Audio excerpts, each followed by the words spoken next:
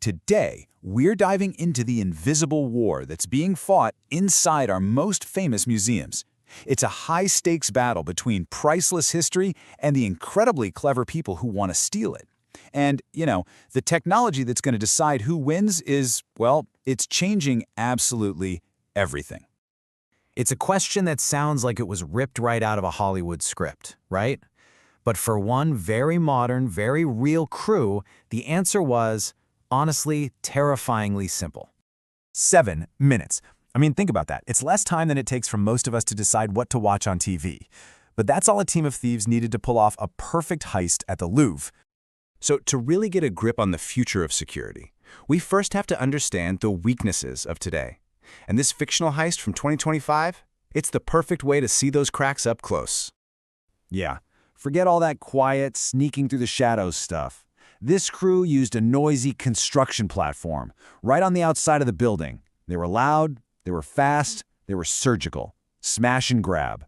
By the time security could even figure out which alarms were ringing, the thieves were gone, just vanishing into the Paris streets on scooters. Incredible! But here's the thing. Targeting the Louvre is nothing new, not by a long shot. To understand just how much has changed, and maybe more importantly, how much hasn't, we need to rewind the clock. Way back, over a century ago, to the most famous art theft of all time. So you've got these two heists, over 100 years apart, at the exact same museum. In 1911, it was one guy with a shockingly simple plan. In 2025, a whole team with modern gear. The target's the same, but the game has totally changed.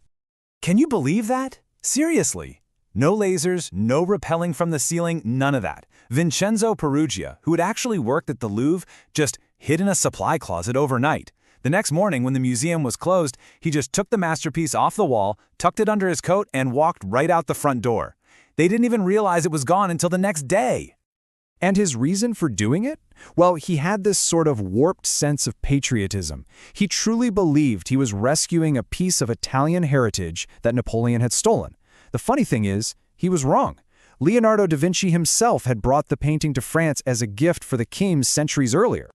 So what was the punishment for pulling off the most infamous art theft of the 20th century? Get this. In Italy, he was treated like a national hero. He served just 7 months in jail. 7 months. Just try to imagine that happening today. Okay, so obviously you couldn't get away with a crime like Peruggia's now. Not even close. Let's take a look at the layers and layers of defense that have been built up over the last 100 years. Today's museum is basically a fortress. It's all about layers of defense. You've got alarms on every single door and window. Access is super tightly controlled with things like key cards and logs. Then there's this whole web of cameras and motion sensors watching everything. And on top of all that, you have actual human guards on site 24/7. But that brings us back to our big question. If these places are so secure, how in the world did our 2025 thieves pull it off? Well, they exploited a huge, fundamental weakness in the very systems that were designed to stop them. And here's the core of the problem. Traditional security is reactive. Cameras are fantastic at giving you a perfect recording of what happened.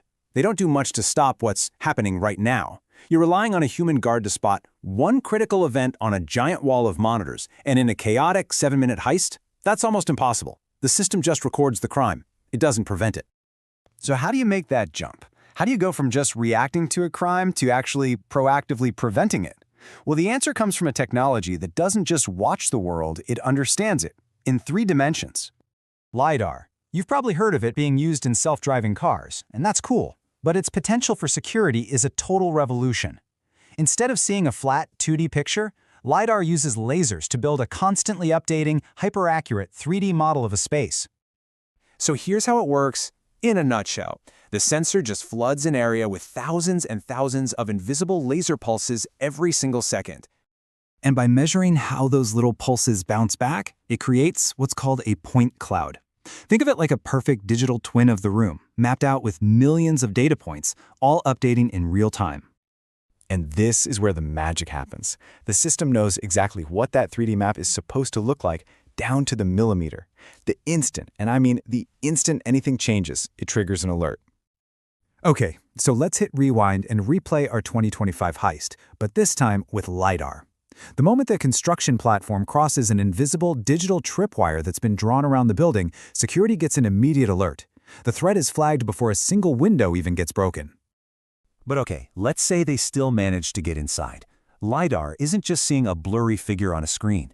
It's providing a live 3D map showing exactly how many intruders there are, precisely where they are and the path they're taking. It gives security perfect, real-time situational awareness. And this right here is the real game changer. You can draw an invisible protective bubble around a single statue or display case. The second a thief's arm breaks that digital plane to swing a hammer, boom, the system triggers a localized alarm. The crime is stopped before the damage is even done. And that's the fundamental shift we're talking about. Security goes from being a passive system that just records a crime to an active one that can intercept the actions leading up to it. It's the difference between reading about what happened in a history book and looking into a crystal ball. So LiDAR is this massive leap forward, right? It turns the spaces themselves into intelligent security systems. But it all leads to one last question. Because for every new fortress, there's always someone out there designing a new way to get in. As technology evolves, so do the people trying to beat it. It's a cat-and-mouse game that really never ends.